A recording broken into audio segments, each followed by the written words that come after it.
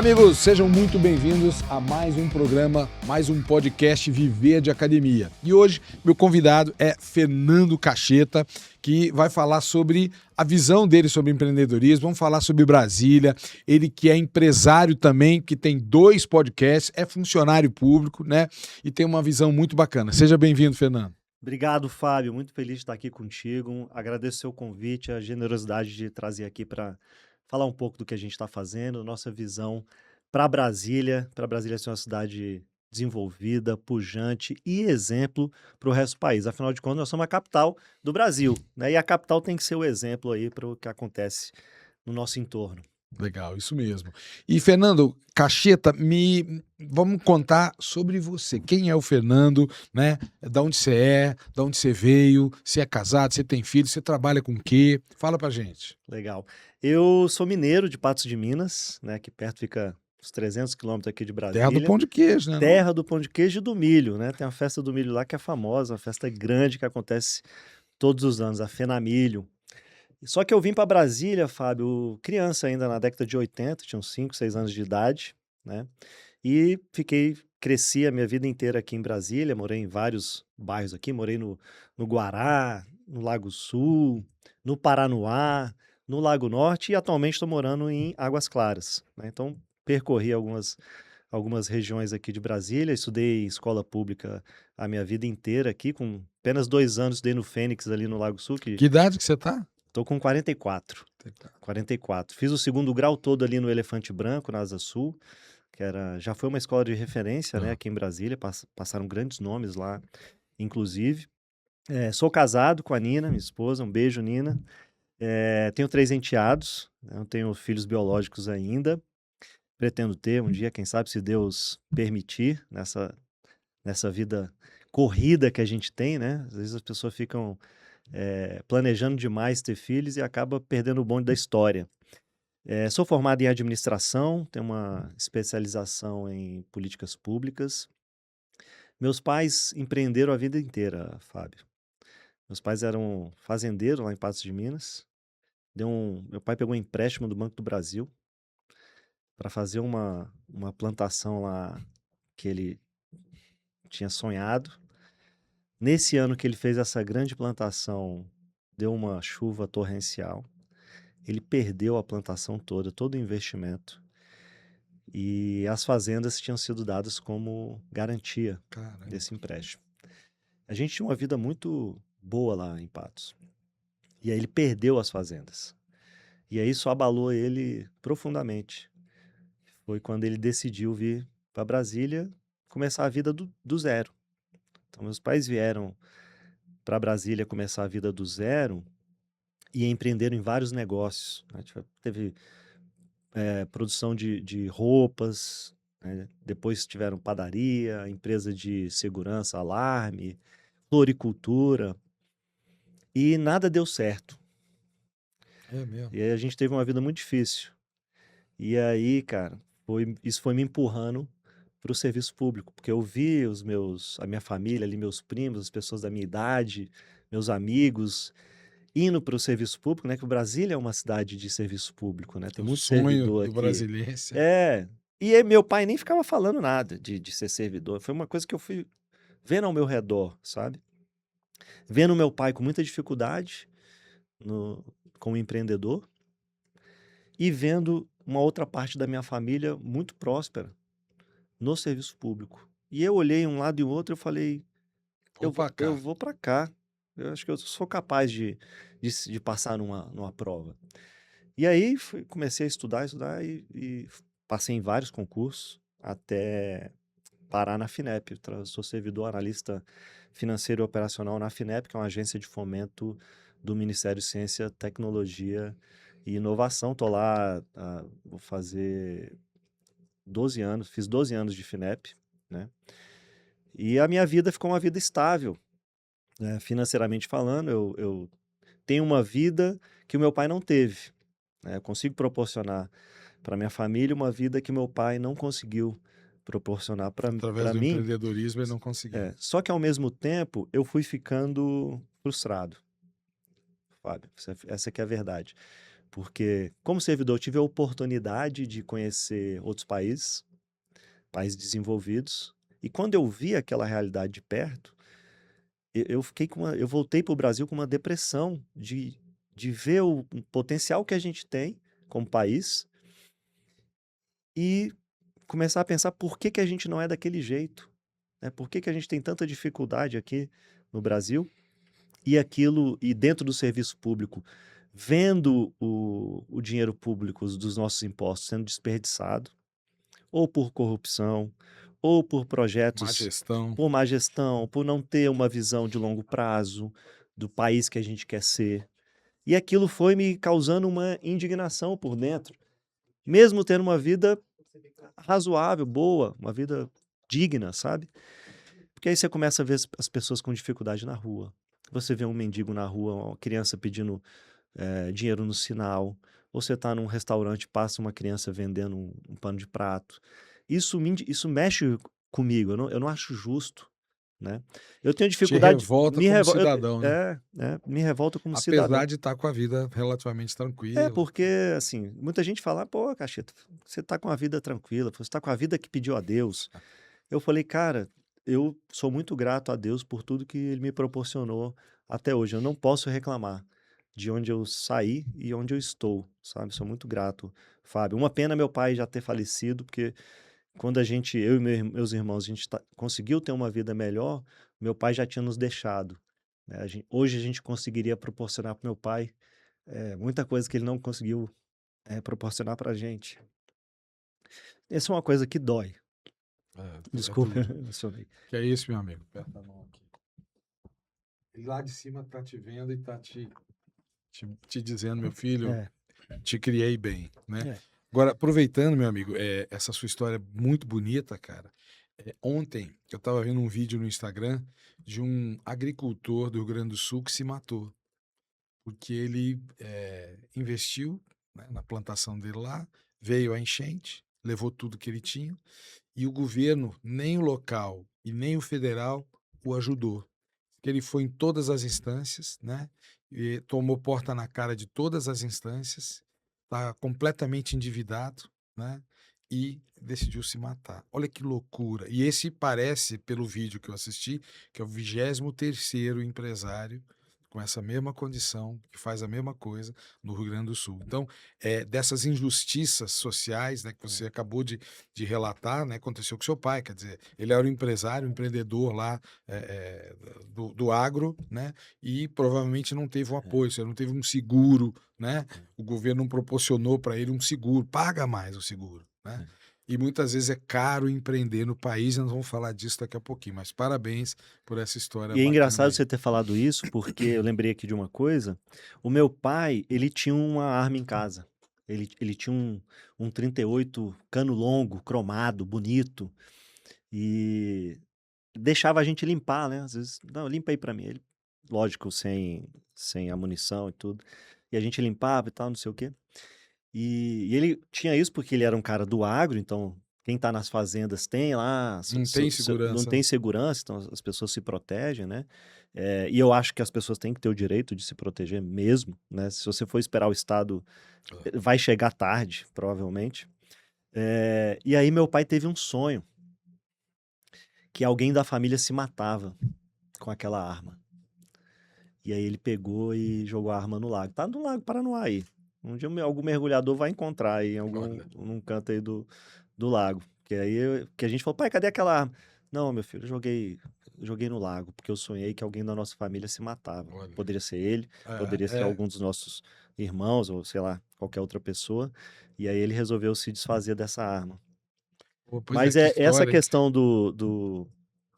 das pessoas, dos empreendedores, né, de se desesperando e se matando, é porque eu vejo no Brasil, e aí dentro do serviço público eu vejo isso também, que você é uma cultura de penalizar quem prospera, uma cultura de penalizar quem ficou rico, como se fosse errado você ficar rico, como se fosse errado o Brasil ser um país desenvolvido.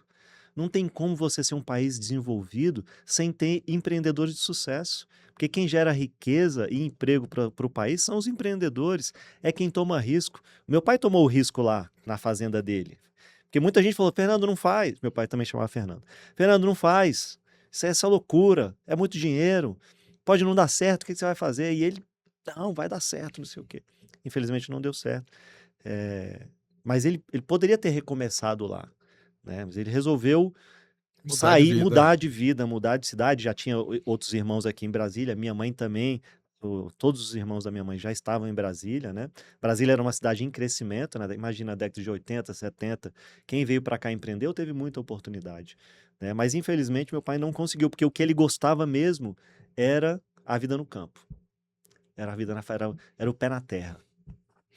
Pois é, e nós vamos falar, né, já de empreendedorismo, mas antes de entrar nesse tema, né, a dificuldade de empreender no Brasil, a falta de apoio, né, às vezes até o excesso de impostos, eu queria que você falasse sobre os seus podcasts. Ah, sim. Então, e aí nessa indignação o serviço público não estava me deixando feliz, sabe, realizado como pessoa. E aí eu falei, cara, eu vou fazer outras coisas, porque apesar de ter uma vida aqui resolvida, tranquila, isso aqui não tá me deixando satisfeito como cidadão. E aí eu montei 2 podcasts já há um tempo, um chama Brasília do Meu Coração, né? Você até teve lá, contando toda a sua história, que é justamente para a gente tentar mudar essa cultura na cabeça das pessoas, Fábio. De mostrar que temos que valorizar quem empreendeu, quem saiu do zero, prosperou, gerou emprego, está gerando riqueza para nossa cidade, está deixando a vida das pessoas melhor. Então, mostrar que todo mundo é capaz. Eu tenho a mente de que todo mundo é capaz de fazer tudo. Lógico, tem coisas que exigem mais sacrifício, tem coisas que exigem menos sacrifício. Você quer ser médico? Todo mundo é capaz de ser médico. Só que você vai ter um período maior ali de estudo, Um preço a pagar para você chegar ali. Você quer ser um grande empresário? Você pode ser um grande empresário. Só que o início vai ser muito difícil. Se é empresário, você sabe. Você vai tomar um risco. Você pode quebrar. A maioria dos empresários que prosperaram quebraram primeiro antes de prosperar. Você sabe melhor do que eu. Mas você tem que perseverar. As pessoas hoje estão desistindo muito rápido dos seus sonhos, das coisas que elas acreditam.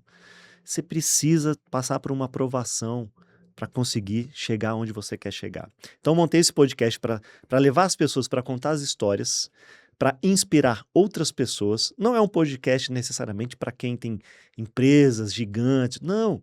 É o pequeno, médio empresário quem tem sonho. Para quem tem sonho, para mostrar. Pô, eu já levei casos incríveis lá. Tem a Aline lá, uma confeiteira do Sol Nascente.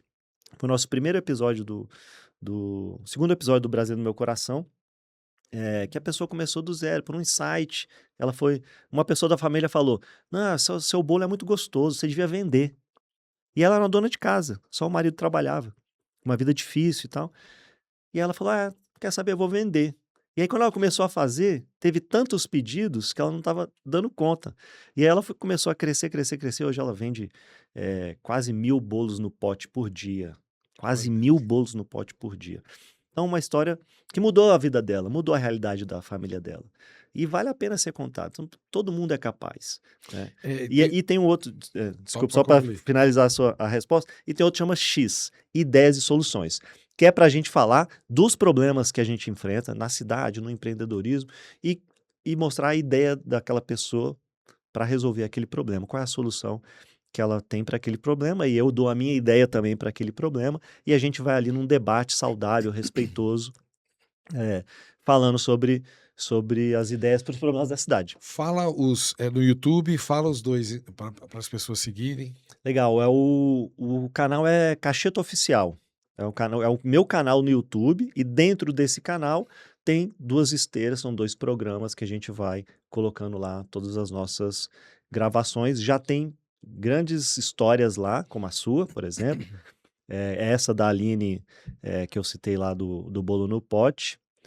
E outras grandes histórias, e o X também já tem grandes debates lá que a gente está colocando, e cada vez vai ter mais gente legal para a gente discutir os problemas da cidade, porque no final das contas, tudo é política, né? Tudo envolve política, e as soluções passam necessariamente pela política. Agora, a gente precisa ter as ideias corretas para poder resolver os E o problemas. debate é a melhor coisa, né? É. Agora, Cacheta, você falou desse projeto, dessa moça aí com bolo, e eu assisti, eu vi acontecer, cara, uma pessoa que, durante as dificuldades aí, né, do país, a pessoa trabalhava com limpeza numa empresa de limpeza, acho que tinha aí 10, 20 mil funcionários. E ela foi demitida, assim, com mais 5 mil pessoas, e ela falou, cara, o que que eu vou fazer? O que que eu vou fazer? E aí o Sebrae entrevistou ela, né?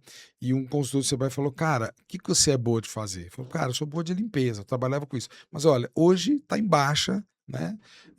Dificilmente a gente vai achar uma recolocação para você nessa área. Que mais que você é boa? E ela, não sou boa em nada, não sei fazer nada, não sou boa em nada, não boa em nada. E aí, nessa entrevista, o filho dela foi na casa dela, a entrevista, e o filho dela falou, não, o brigadeiro dela não tem melhor. E aí o cara falou, olha, seu filho está dizendo que seu brigadeiro é bom. Não, realmente, meu brigadeiro, quando eu faço os meninos são doidos. Pô, por que que a gente não tenta empreender através do brigadeiro? A gente vai te ajudar. E deram um curso lá para ela, quanto que ela precisava comprar, quanto que ela precisava investir, que preço que ela tinha que vender. Rapaz, ela começou a vender brigadeiro na rua dela, né? Depois ela passou a vender brigadeiro no bairro. Depois ela passou a ter vendedores em outros bairros, né? Ela fatura, na época que eu vi essa matéria, em torno de 8 a 10 mil reais por mês vendendo brigadeiro. O custo em torno de 20%, que é uma coisa relativamente barata. Então ela põe 6 mil reais no bolso. Ela ganhava R$ 1.000 como faxineira, né? Como funcionária, isso já tem alguns anos. Então, o que eu acredito, cara? Que o empreendedorismo é o que vai salvar o país. A gente não pode ter na mente que o governo é que gera emprego. O governo não gera nada. E os empregos que o governo gera são caros, né? Não podem ser muitos, né? Ou seja, a solução está em empreender, no empreendedorismo, né? O empreendedorismo, o cara tira o dinheiro numa aplicação, às vezes, e aluga uma loja, reforma a loja, aí o material de construção, o pedreiro, o mestre de obras, e aí ele compra os insumos, ele pinta, ele faz uma fachada, ele compra móveis, ele compra o produto que ele vai vender, ele contrata gestores, ele contrata vendedores, ou seja, é isso que faz a roda da economia girar, é isso que gera milhões de emprego no Brasil e não o governo, é isso que gera riqueza, a empresa e os trabalhadores. O governo gasta, ou melhor, né, investe bem ou mal o dinheiro que os empreendedores e os trabalhadores geram. Exatamente isso, Fábio. E a gente que está lá no serviço público, eu vejo isso claramente, né? O fundo lá que a FINEP é Secretaria Executiva, esse fundo é formado pelos impostos pagos pelas empresas do país inteiro, que vão fomentando aquele fundo e o governo pega aquele fundo e faz lá as suas atividades. A questão é, você não pode achar que o governo vai resolver todos os problemas. Ele não vai resolver todos os problemas, porque para resolver todos os problemas, ele precisa tirar a riqueza da sociedade. E quanto mais ele tira a riqueza da sociedade, mais os empresários vão deixando de investir, os juros vão subindo, porque você tem um déficit fiscal no governo. Quanto maior o déficit, mais empréstimo ele vai precisar pegar, ou mais impressão de dinheiro ele vai falar. Isso é sobre economia, acho que não é nossa intenção aqui, mas isso vai gerando uma desconfiança no mercado que faz os juros ficar mais alto e aí a vida das pessoas ficar mais cara e as empresas vão fechando. Então a gente estava comentando aqui antes, né, da gente começar. A Lupo, que é uma empresa brasileira, está fechando uma fábrica no Brasil para abrir uma fábrica no Paraguai. Por quê? Porque é muito caro. Excesso de impostos. Excesso de impostos, é muito caro produzir no Brasil, ela está perdendo o mercado, está perdendo competitividade, quem é empreendedor sabe como é que isso funciona, e ela precisa diminuir os custos. Então ela vai fechar os empregos no Brasil, abrir uma fábrica no Paraguai, fazer as meias lá e enviar para vender no Brasil. Olha que tragédia. Para o brasileiro, uma empresa nacional. A Ford fechou as fábricas no Brasil. Sabe por que a Ford fechou as fábricas no Brasil? Porque não dava mais lucro os carros. Ela prefere mandar importado para cá. Produzir no Brasil. Não, e esse é um problema, né, de governos sucessivos que não entendem que o dinheiro vem exatamente dessas empresas. Hoje, o Brasil, metade dos empregos, mais da metade dos empregos, vem das micro e pequenas empresas. Ou seja, as micro e pequenas empresas somadas geram mais emprego do que as grandes empresas brasileiras, né? E mesma coisa com os impostos, meio a meio, as micro e pequenas. Então, como é importante você ter uma lojinha lá com 2 funcionários, com 3 funcionários, porque tem 1 milhão de lojinhas dessa, 500 mil lojinhas dessa, que empregam as pessoas, né? Então, eu acho que isso é um problema, Fábio. A gente precisa que as pessoas tenham a mentalidade de entender que o governo faz não é de graça, que existe, ele pega um dinheiro de alguém para fazer aquilo, Nosso. pega um dinheiro nosso, e principalmente acreditar na ciência econômica, de que tudo custa, né? E você não pode ficar devendo todos os meses. Se você todo mês você gastar mais do que você ganha, o que vai acontecer com você? Quebrar. Um dia você vai quebrar. Né? O governo demora para quebrar porque ele pode imprimir dinheiro, coisa que você não pode. Você não pode ligar a tua impressora ali e imprimir R$10. O governo pode. Né? E aí chama imposto inflacionário.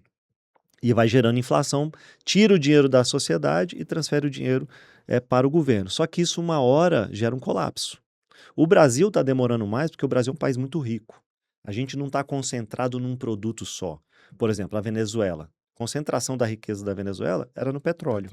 Eles conseguiram sucatear a empresa de petróleo da Venezuela e quebrar toda a cadeia produtiva do petróleo, que a Venezuela está numa situação extremamente caótica. As pessoas estão indo embora da Venezuela. Quantos milhões de pessoas já deixaram a Venezuela para ir para outros países para conseguir prosperar? Milhões e milhões, inclusive para o Brasil. O Brasil está recebendo milhares de venezuelanos aqui. E eu não quero que isso aconteça no Brasil. E aí, para isso não acontecer no Brasil, a gente tem que fazer as pessoas mudarem a mentalidade. E nesse sentido, além dos podcasts, Fábio, eu lembrei aqui, eu tenho um curso de educação financeira, que eu acho que é um problema na sociedade também. Você precisa entender um pouco como funciona essa conta, né, da sua vida, de gastar mais do que você ganha, de comprar aquilo que você não precisa, de fazer financiamento com juros altos, de pegar empréstimo com a agiota. Você não pode fazer essas coisas. Eu saí do zero, hoje eu tenho um patrimônio, tenho uma vida financeira saudável. Então, eu fiz um curso, está lá no meu site. O site é fernandocacheta.com.br, né? Não tem nada a ver lá com os podcasts no YouTube, é uma outra coisa. Você pode entrar lá e fazer esse curso em 10 módulos de forma gratuita. Olha que legal. Para mostrar para você que... Fala de novo o site. fernandocacheta.com.br. E eu vou fazer. Pode fazer, acho que você não precisa. Sempre tenho que aprender. Você é um cara que já prosperou bastante, mas aprendeu com os próprios erros, que é a melhor coisa. Né? E no curso, é um curso rápido, né? Em 1 hora você faz todos os módulos. Te forneço uma planilha de controle financeiro para você conseguir visualizar o mapa financeiro da tua vida, porque isso é muito importante, muda a tua mente. Quando você vê tudo que você gasta no mês, tudo que você ganha, tudo que você gasta, e com o que você está gastando, que muitas vezes você está gastando com supérfluo, coisa que você não precisaria gastar naquele mês, a sua mente começa a trabalhar a seu favor. E aí você começa a cortar supérfluo, você começa a querer se enquadrar dentro da sua renda, viver a sua realidade. Né? Porque hoje é tudo, as pessoas querem as coisas para amanhã, para agora. Não querem esperar uma nova realidade. E o Instagram, as redes sociais, elas deixam as pessoas cada vez mais ansiosas para ter uma vida próspera. Só que não é rápido você ter uma vida próspera. Tudo exige um processo. Por exemplo, quando eu resolvi ser servidor, eu demorei 3 anos para começar a passar, 2 anos, entre 2 e 3 anos, para começar a passar nos concursos que eu queria. A maioria das pessoas desiste ali em 6 meses. Eu podia ter desistido, porque não estou passando. Eu fiz milhões de provas até começar a passar. Fernando, eu queria continuar nesse tema do empreendedorismo, porque hoje o Brasil, além de não estimular quem produz, ainda prejudica quem produz. Então, é muita burocracia, é excesso de leis, tem lei para tudo. Né? Você vê lá a Constituição Americana, tem um artigo... Né? Liberdade e tal. Então eu queria que você falasse um pouquinho disso. Como é que a gente consegue melhorar o Brasil, né? a nossa cidade, Brasília, né? Através da política, diminuindo a burocracia e diminuindo a quantidade de leis e não aumentando. E o que a gente vê é muitos deputados criando lei para tudo que é lado, que acham que o trabalho dele é criar uma nova lei. E eles ficam se vangloriando, né? Falando, criei, o cara vai prestar contas, aprovei 50 leis esse ano. E o cara acha que, pô, bacana, fui produtivo para a sociedade. E na maioria das vezes são leis inúteis. Dia do não sei o quê, dia do pão de queijo, que pão de queijo merece um dia, né? Eu sou mineiro, adoro pão de queijo. Ele merece um dia, mas é uma lei inútil. Pô, não vai fazer diferença na vida das pessoas. Ou são leis para criar burocracia, são leis para Tolher a liberdade. tolher a liberdade, dar as coisas de graça, a gente já falou aqui, não tem nada de graça, não tem almoço grátis. Então, primeira coisa, que eu acho que é condição sine qua non para a gente mudar a nossa situação. A pessoa tem que ter uma mentalidade empreendedora. Não importa se ela é um empresário. Por exemplo, eu sou servidor, não sou? Tenho meus podcasts, estou empreendendo em outra área também, mas dentro do serviço público eu preciso ter uma mentalidade empreendedora. O que é uma mentalidade empreendedora?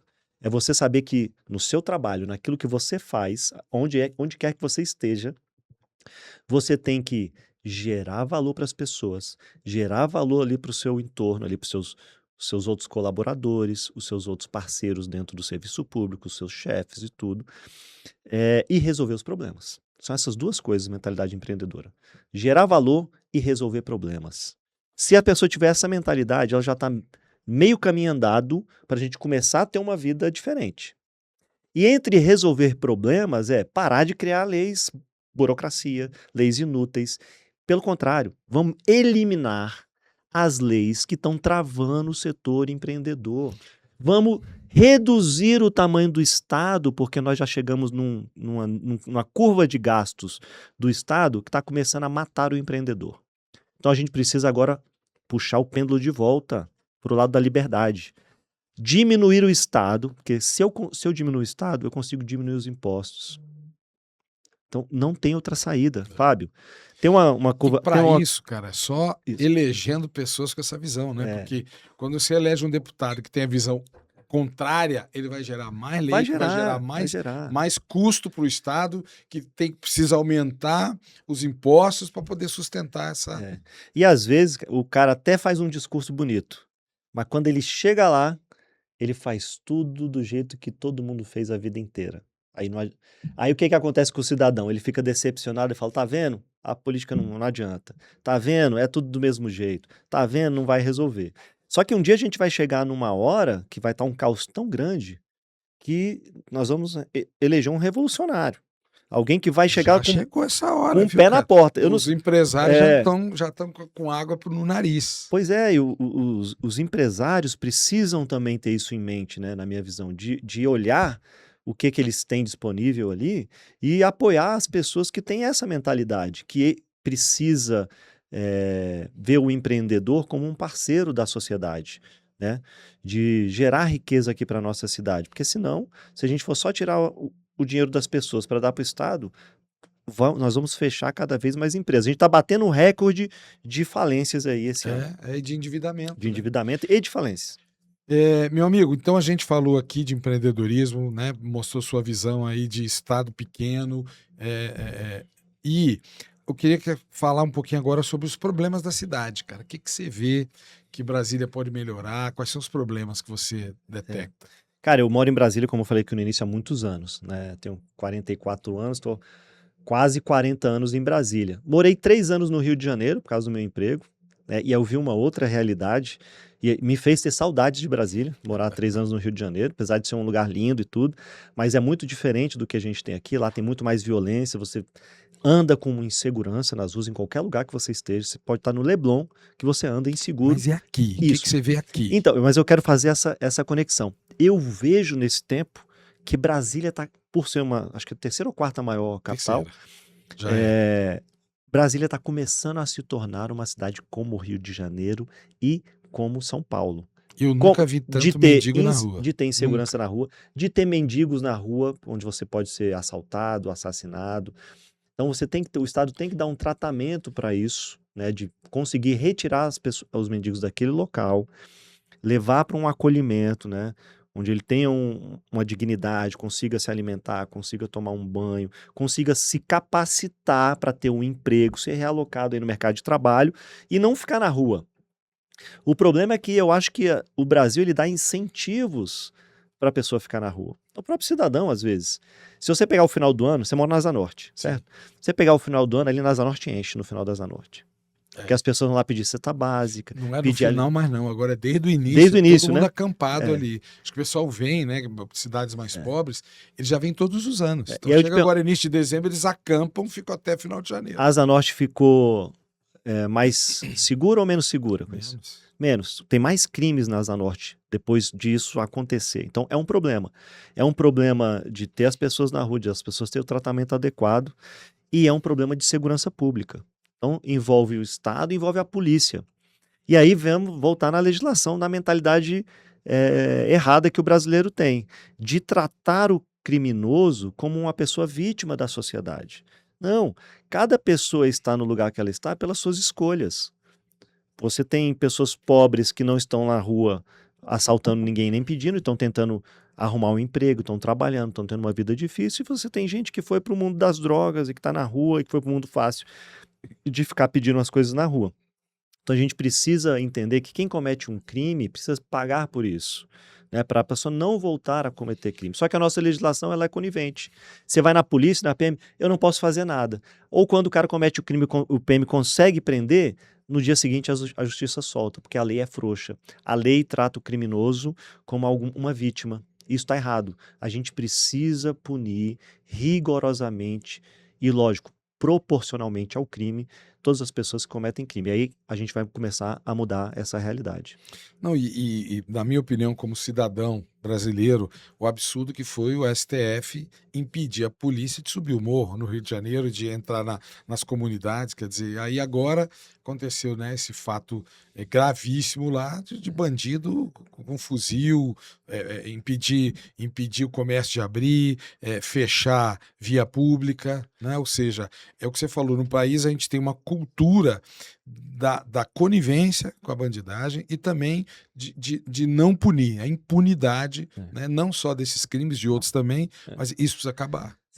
Mas isso também tem a ver com as ideologias, na minha opinião, né? Antigamente eu era um cara que eu não ligava esse negócio de esquerda e direita, nem não estudava sobre isso. Eu me incomodava bastante com a corrupção, de ver o dinheiro indo para o ralo, a gente perdendo a oportunidade.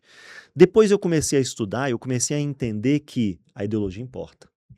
Então, você tem aí esquerda e direita, e dentro de cada um, todos os seus espectros ali, uns mais radicais, outros menos radicais, outros mais ponderados e tudo.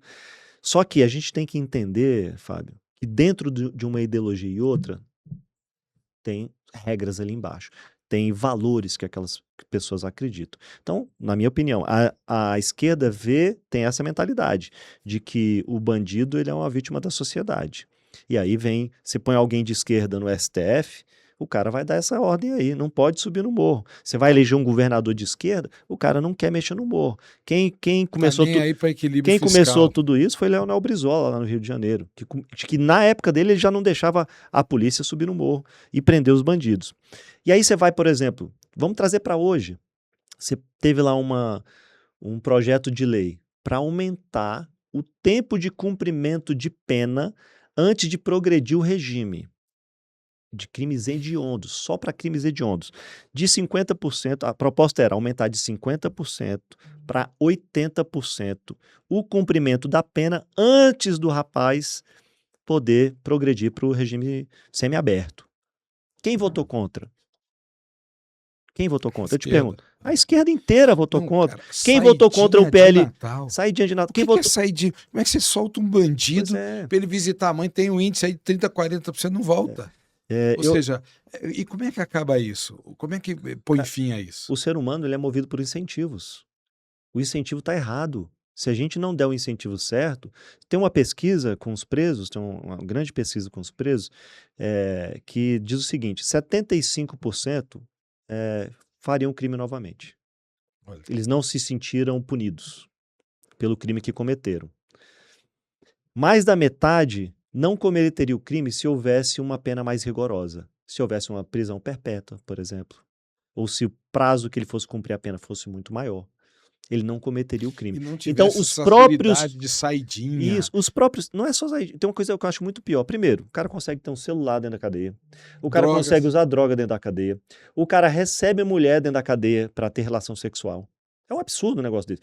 Meu amigo, você tá na cadeia, você não vai receber ninguém. Não tem visita íntima. Não tem. Acabou. Que loucura. Tem que ser prisão de segurança máxima para todo mundo. Mas, ou seja, a solução para isso é a política. É botar porque pessoas quem faz que as leis? tenham essa visão, né? Eu costumo dizer que tudo é política, a gente goste ou não, né?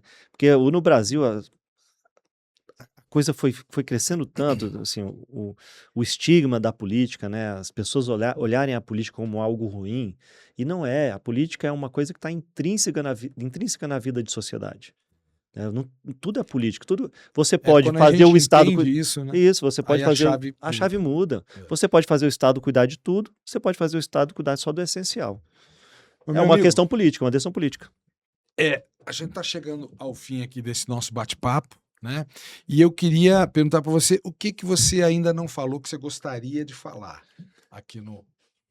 Bom, algum outro problema da cidade? Tem dois problemas que eu acho que são. Além desse problema de segurança que eu falei, tem outros dois problemas que eu acho que são super importantes e que a população do DF deveria estar atenta. O primeiro é a questão da mobilidade urbana. Nós precisamos fazer as modificações necessárias para que a gente tenha uma mobilidade mais rápida em Brasília. Isso envolve... De qualidade. De qualidade, isso envolve grandes obras, envolve transparência no que o governo gasta com o transporte coletivo, de ônibus e do metrô. A ampliação do metrô para outras partes de Brasília. Brasília está aí, acho que mais de 10 anos sem nenhuma ampliação do metrô. Isso é incompreensível. Isso é inadmissível, né? Porque, veja... Terceira maior capital do país hoje, Porque né? o problema é que o político está sempre pensando na próxima eleição. A gente precisa ter um estadista. A gente precisa pensar Brasília daqui a 10 anos. Brasília daqui a 20 anos. Daqui a 10 anos eu quero ter quantos mais quilômetros de metrô? Então, o que eu preciso fazer a cada ano? Quanto que eu vou precisar gastar? Eu preciso me planejar. Só que o pessoal o Brasília é o seguinte, ele vai apagando incêndio, o brasileiro. Então, tá super engarrafado ali em Águas Claras. As pessoas estão revoltadas. Então, vamos ver lá a obra que a gente vai fazer. Um puxadinho. Isso, aí dá um gargalozinho, o pessoal acalma. Né? Só que o político já deveria se antecipar. Ele já está vendo a população que cabe em Águas Claras e é um cálculo matemático. É só você saber quantas pessoas vão morar ali e o escoamento que tem aquela via. Então você precisa já fazer as obras antecipadamente, você precisa dar transparência para as pessoas poderem saber e cobrar quanto que está gastando em cada lugar. E temos um problema do DF ser dependente dos outros estados, do Fundo Constitucional. 35% do orçamento de Brasília vem de outros estados, da contribuição de outros estados. Já parou para pensar nisso, Fábio? Se um dia esse pessoal quiser acabar, agora no início do governo Lula, quiseram acabar com o Fundo Constitucional. Brasília conseguiu. Brasília acaba, bicho. Conseguiu reverter. Mas olha só, Brasília é uma cidade extremamente fragilizada. Só tem 8 deputados federais. Apesar de ser a terceira maior cidade do país, só tem 8 deputados federais. E não vai mudar, porque eles não tratam Brasília como estado. Se tratassem, pelo cálculo definido lá na regra eleitoral, Brasília deveria ter mais deputados. Com 8, como é que você... 8 perante 513. Como é que você defende o Fundo Constitucional? Representatividade pequena. Se os outros se juntarem e falar, não quero mais dar dinheiro para Brasília. Brasília agora, no início fazia sentido, porque não tinha empresário, não tinha uma economia pujante. Agora não. Brasília já é uma cidade grande, já é uma cidade desenvolvida e a gente tem que arrumar mecanismos para se livrar, ou pelo menos depender menos do Fundo Constitucional. Isso envolve mentalidade empreendedora, envolve redução dos impostos para atrair investimentos de empresas, de indústrias para Brasília. As empresas estão indo embora de Brasília para o entorno, para outros estados, para Goiás, porque os impostos aqui são impostos altíssimos. Eu acho que são os problemas principais. Segurança, o transporte e a mentalidade empreendedora para fazer a gente gerar riqueza sem depender dos outros estados. Muito bom, muito bom. Meu amigo, queria te agradecer esse tempo que você despendeu aqui conosco, as suas ideias, né? Conte conosco e vamos embora fazer uma Brasília muito melhor. Muito obrigado. Obrigado você, Fábio. Te agradeço a generosidade de me trazer aqui, permitir que eu fale um pouco da minha história também, né? Do que eu estou fazendo e dessas ideias e dessa mentalidade que eu estou cada vez mais convicto que esse é o único caminho para a gente virar definitivamente um país desenvolvido que nossa população merece. Amém. Então, meus amigos, esse foi mais um podcast Viver de Academia. Até o nosso próximo encontro.